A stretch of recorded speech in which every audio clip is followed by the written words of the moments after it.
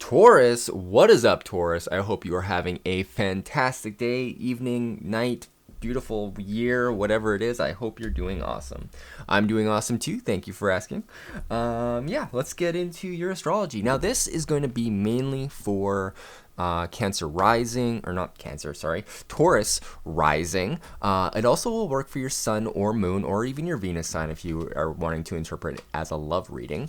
But I do not do specific love readings, just so you know, but you can pick up the energies of it with your Venus sign. So yeah, I just want to give all of you guys a huge thank you because you've helped me reach like 200 subscribers now, which is amazing, and I owe it all to you. So it's awesome. So thank you so much. And if you want to be entered to win a free reading, all you have to do is hit the subscribe button and then let me know in the comments that you subscribed. That way I know to write your name down, because I don't see like half of your guys' names in the subscriber list just because of your YouTube settings or whatever. So if you want to be included for sure, please do that. And if you want an extra entry into the draw, head over to my website, hiddenkeydesign.com, and sign up for the newsletter. It'll pop up right away, and it'll also give you a offer code for 10% off. So yeah, if you're interested in that, by all means, check it out. And I don't do like newsletters or anything, so I'm not going to spam you. It's just to make sure that the people who really want to be entered into the draw get an entry. All right, well, that's enough for like my self-promo stuff. So welcome. I am Cork. I am your tarot reader, astrologer, or Reiki master, all-around spiritual weird person, I guess. So yeah, let's get into this. All right, Taurus. Well, we've got some crazy energy coming up this week. We've already been through a lot. We just had the sun go over the south node. So there's a lot of heavy energy going on right now regarding just like letting go of the old stories that we've been telling ourselves, especially as we get to this point where we're entering a new age. We're going into a 200-year cycle of air signs. So all this old Capricorn baggage that we've been dealing with for the last 200 years, well, that's all getting thrown out.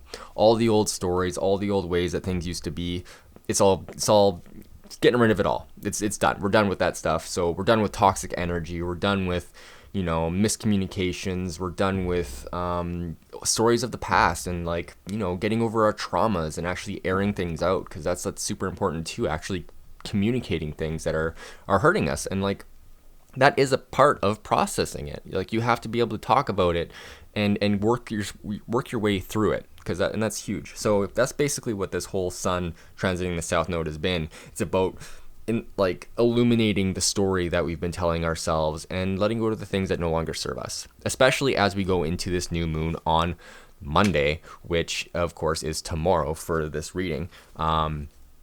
So yeah, this new moon is going to be pretty intense because it is a solar eclipse. That means that the sun and the moon are in the same house as the south node, or as one of the nodes. So in this case, it is, of course, the south node, and this is a big time to let go of all the old stories so that you can plant the seeds over the next few days over what you really want to see happen in the next 6 months. Like, this is a major energy shift, especially as we move into this Jupiter-Saturn conjunction in Aquarius. Now, I can talk more about that in another video. I think I will make an extra video for that, because it is one of the most major astrological events of our lifetime, straight up. Like, this year has been intense, and this is like the end and kicker of it all. So it's going to be very crazy, super nuts, but it's super cool at the same time. And it's all about empowering ourselves to what we truly want in our lives, and telling ourselves a story that we really want to live. Because we have a quincunx over to Lilith at the same time.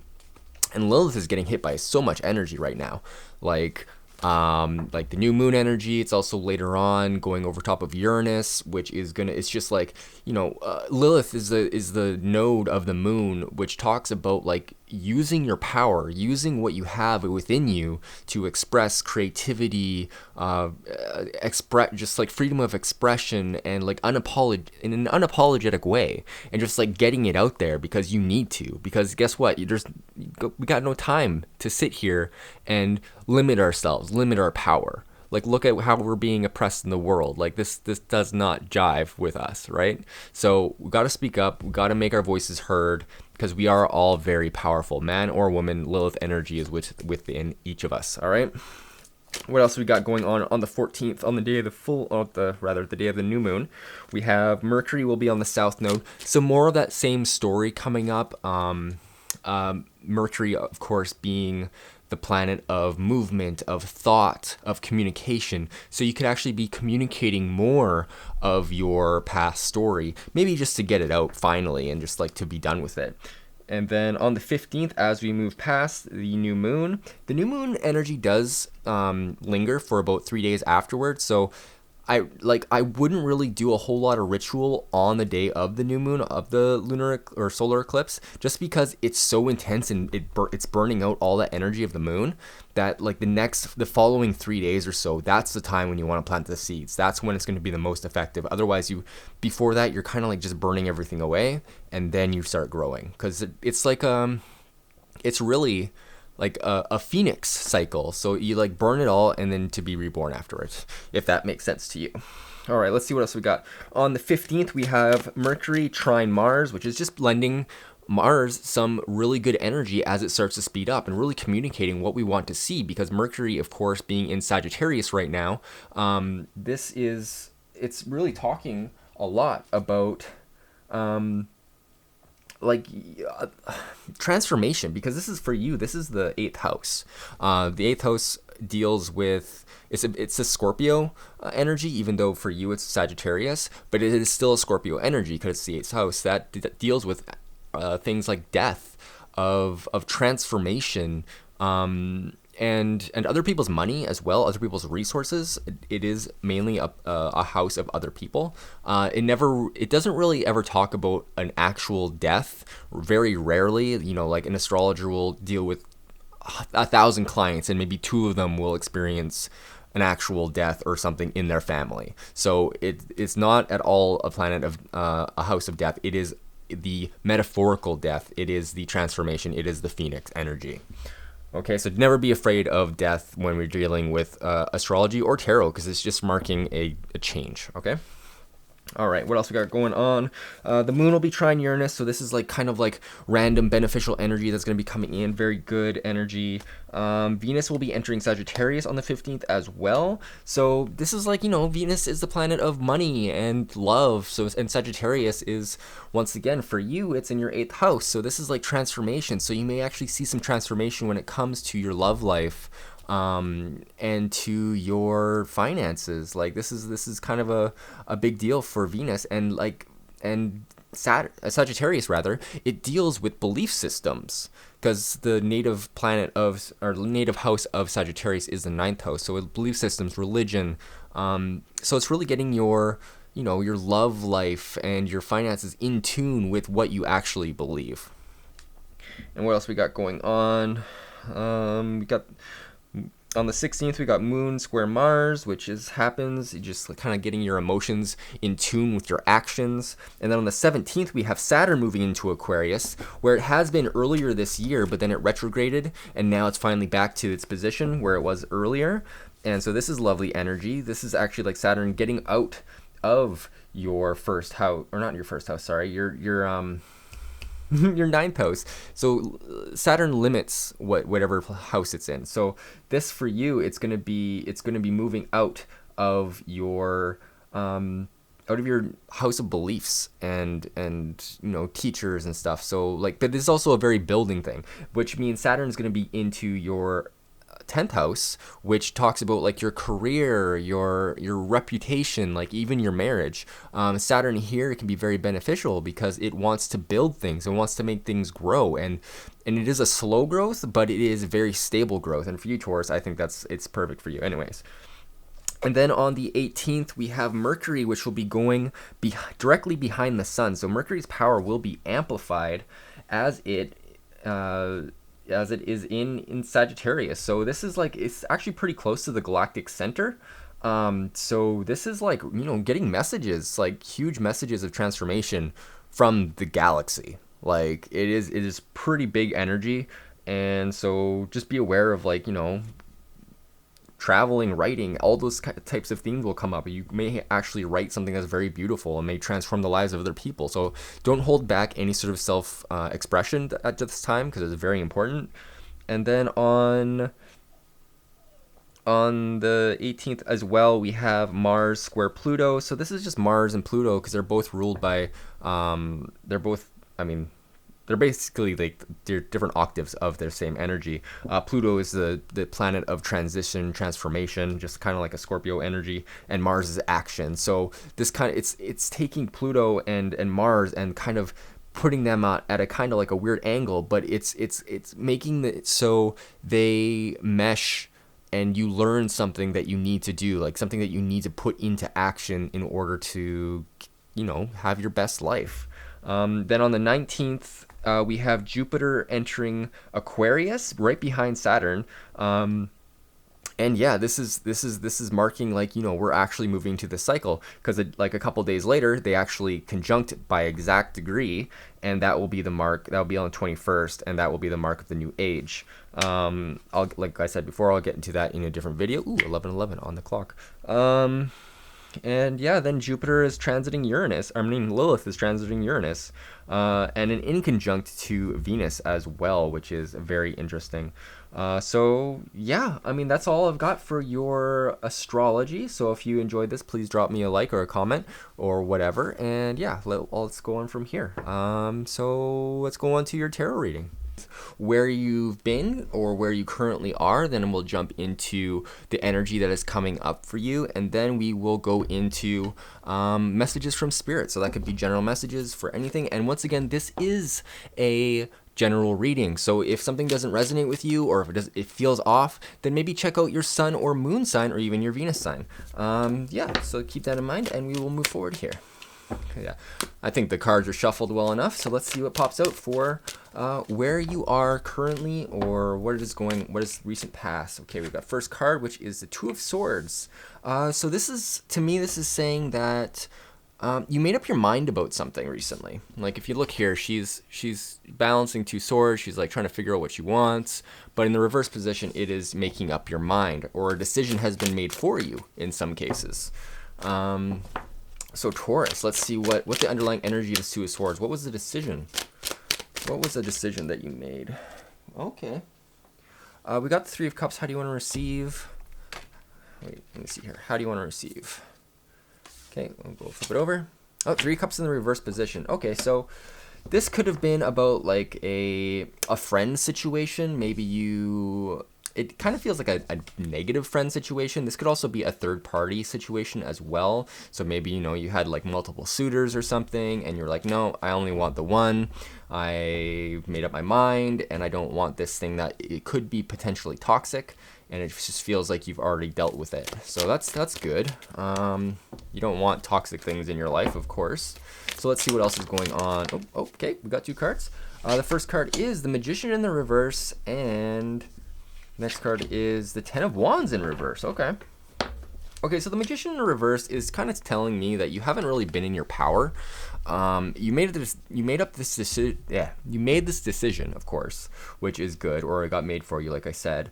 But it's kind of it feels like maybe you weren't the one that made it, just because the Magician is in the reverse. Like the Magician understands his power, he understands what he creates and what the elements he needs in order to do it. So to me, this is like you weren't very balanced in whatever decision that you made, or you weren't the one to actually make it.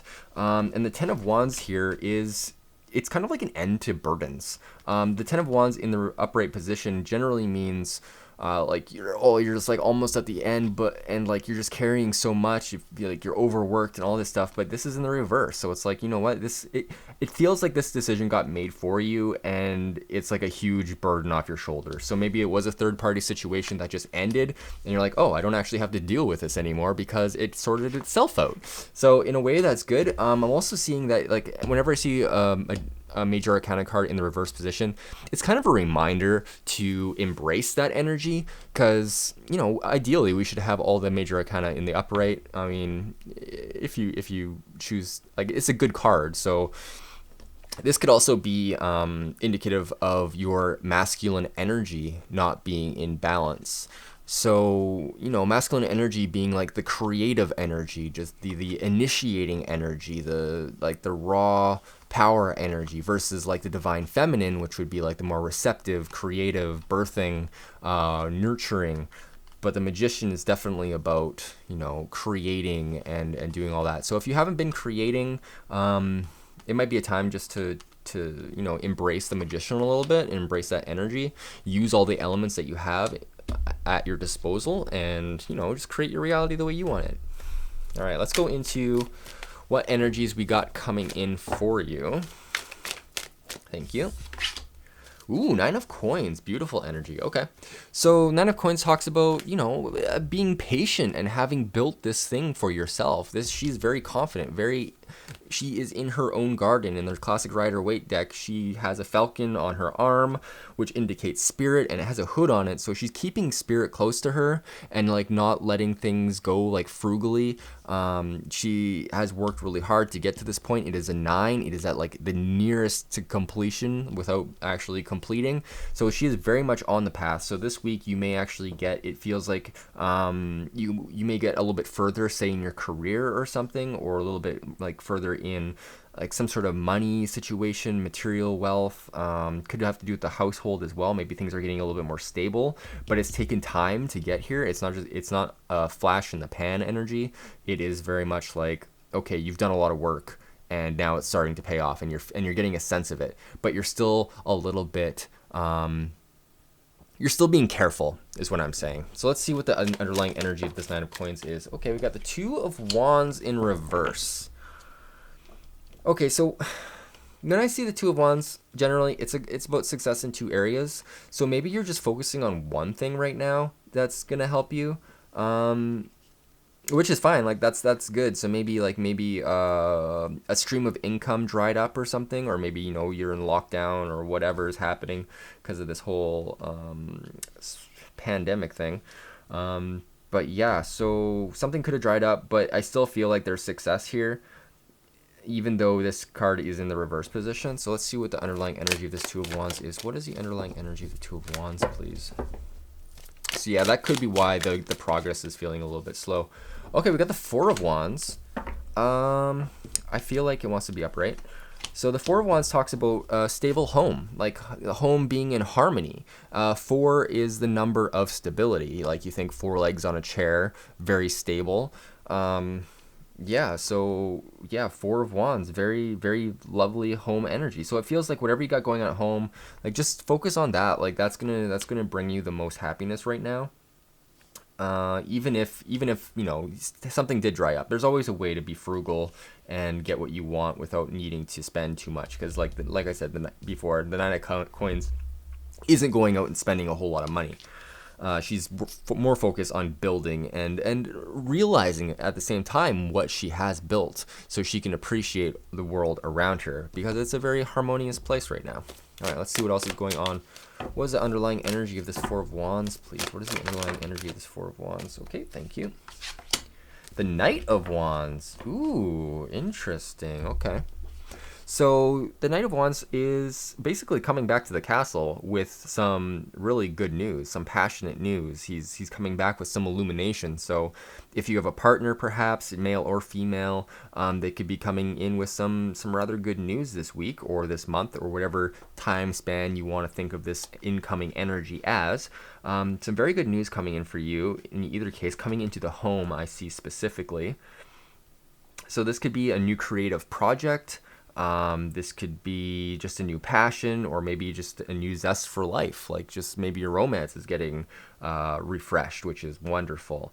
Yeah, I feel like this energy coming up is pretty good, even though there may be some sort of delays with the 2 of Wands, like some lack of success, or, you know, something ending in some regard, or maybe just a lack of optimism. I feel like that could also be an issue here, but in any case, your home is a stable place and you got good energy there, and you have good energy in general. So perfect. Okay, well, let's see what we got coming in for our messages from Spirit. What are Taurus's messages from Spirit this week? What are Taurus's messages from Spirit? What are Taurus's messages from Spirit? What are Taurus's messages from Spirit? Please, and thank you. Ooh, thank you. First card is the Five of Swords reversed. Yeah, so you're wanting harmony. You don't want to have to like fight people to get what you want. Like you're not having. It doesn't feel like you're having to defend your ideas. There's no like bittersweet victory here. It's just like, you know, I want things to be harmonious, and the universe is being like, you know what, it's not going to be a struggle. There's not going to be, you're not going to have to like fight people or backstab anybody to get where you want to go. You can actually live in harmony with this energy. All right, what is the underlying energy of this Five of Swords, please? What is the thank you. The Queen of Wands in the reverse position. All right, so, I kind of feel like the Queen of Wands here under the Five of Swords is talking about like, make sure that whatever you're in trying to keep harmony, don't diminish your own like feminine creative power. Like the Queen of Wands is super creative, she's passionate, she's receptive, and she can like make things happen. She's the Queen of Wands. She also has the protection of the animal spirits beneath her. Like if you see the cat there, and she's very enlightened. So I'm feeling like you may actually need to express yourself a little bit more coming up, and the universe is trying to say that you don't need to dim your light in order to have harmony. So don't worry about, you know, rocking a boat in a sense. Like allow yourself the creative force, because I mean your opinion, your emotions are just as valid as anybody else's. So make sure you're not dimming your light for that. And this once again is talking about the whole Lilith energy as well, which is about not dimming your light for anybody. All right, so let's see what else we got coming on for the Queen of Wands. What is this underlying energy? What is this Queen of Wands trying to say? What is this Five of Swords and Queen of Wands trying to say? Please and thank you.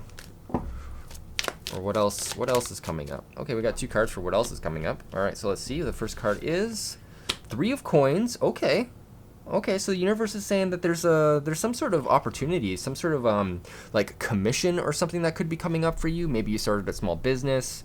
Maybe whatever this job was or whatever this project was that you didn't work out the way you thought it was, well, something else is going to come in, it feels like, and it's going to be using your abilities, your talents, what you're good at, and other people are going to be looking at you for work, basically. And let's see what the underlying energy of this Three of Coins is. The Page of Cups reversed. Okay, so the Page of Cups, I usually see this as a message of emotion, and so this is actually, because it's in the reverse position, I say this is you actually needing to express your emotions to somebody. This could be about like maybe you're talking to somebody who's commissioning you or something, and maybe you need to express your emotions. With the Page of Cups and the Queen of Wands here, it is very much, I feel like it's you're having to express yourself in a way that is true to yourself, like true to your emotions and true to your passions. And that's what's going to bring upon this kind of this energy of the Three of Coins, of like success via other people, especially since you have all this energy right now in your 8th house. So this is going to come from other people, but you need to express yourself during this, okay? All right, well, I think that's all I got for your tarot. So let's go into your sacred symbols and see what pops up for that. If you want to stick around, we will also do a rune at the very end. So let's see what we got going on for Taurus. What is coming up for Taurus? What does Taurus need to hear this week? What does Taurus need to hear this week? What does Taurus need to hear this week? Please and thank you. What does Taurus need to hear this week? Ooh, okay. All right, so yeah, we got the Divine Feminine here. Oops. All right, so the Divine Feminine, this is definitely, like, what was it talking about? It's like embracing your feminine energy here. Like, this is what you really, like, focusing on that. Focus on your receptivity. Make sure you're giving yourself, like, some self-love. I mean that in every way possible, which includes, like self-love. Take a bath, you know? Like, do whatever you have to do to make yourself feel feminine, feel receptive, and kind of like opening your heart to everything and like allowing energy to flow through you. If you're having any sort of blockages or like some sort of stagnant energy in you, say if you're stuck with money or something, spend a little bit of money, get that energy flowing again so that you can like receive. Because if any sort of energy is stuck, a lot of the time it's easier to unstick the expressive, the masculine energy, and then unstick the feminine energy. So then as the energy is coming through your receptive energy point, it'll come out, any excess will come out of your masculine energy point. So you're keeping the flow of energy going in and out. So that goes with anything, relationships, money, and like sex and money are kind of like the same energy too. So if you're having any blockages that way, that all has to do with the root chakra. So keep that in mind. If you have any grounding issues that you need to do a grounding meditation, go stand on the grass. Anything really helps. Picture your roots going from your feet into the earth and feel like the harmony of the earth. Great way to do it. Yeah, okay, let's see what this next card is. What did I just say about grounding? Perfect. All right, I didn't even see that card. Well, that just sums that up. I don't even have to say anything else about that because I was literally just saying how to ground yourself. So ground yourself, Taurus. All right, let's see what we got coming up. One more card for Taurus, please. One more card for Taurus. This is a lot of cards, but the only card that actually flipped upright, which I will take, is the affluence card. So yes, whatever project that you have going on right now, keep focused on it. Keep focused on the abundance that is flowing towards you. Even if you don't feel it right now, picture it. Picture it circling around you, just waiting to get in, waiting for you to accept it into your life. Because as soon as you do, and as soon as you let go of the notion of like needing it and just accepting it that it's there, it'll happen. You will have that, okay? This is wonderful energy. All right, let's go into your rune if you want to stick around. You will consult the rune and see what energy wants to be in your life for this week. What is happening? What energy does Taurus need to embrace this week? What energy does Taurus need to embrace this week? Thank you. Flip that over. Ooh, this is Tiwaz in the reverse position. We'll grab our rune book here. This is the warrior rune in the reverse position. So let's take a look here. Tiwaz 89. I can't possibly remember all of these, sorry. Otherwise, I would just, say them. All right, so Tiwaz in the reverse position. The danger is that through hasty or ill-timed action, energy leaks out or is spilled away. If an association is short-lived, do not grieve, but know that it has fulfilled its span. Matters of trust and confidence are at issue here, and with them the authenticity of your way of being in the world. This is a rune of powerful energy. Reverse Tiwaz calls you for examining your motives. Is it self-conquest with which you are concerned, or are you trying to dominate another? Are you lusting after outcomes, or are you focused on the task for its own sake? You will find the answers within yourself, not in outside advice. When you consult the runes, you are consulting yourself. And this is the proper action to a spiritual warrior. And I feel like the whole, relationships being fulfilling their span, I feel like that's what the energy was in the recent past here. So that could be about that, or else something else that is coming up for you. And that could go with anything. A relationship is with yourself, with your guides, with other people. So yeah, keep that in mind. I hope you enjoyed the reading. If you did, please drop me a like, drop me a comment, and subscribe if you want to be entered to win. Or you can just subscribe to if you don't even want to be entered to win. That'd be really super cool as well. And if you want a private reading, I do those on my website, and I also do astrology readings. So check that out, hiddenkeydesign.com. Links down below, as well as a donate button if you wish to donate. All right, well, thank you so much for staying with me, and I truly appreciate all your love and support. I hope you have a fantastic week, and I will see you next week.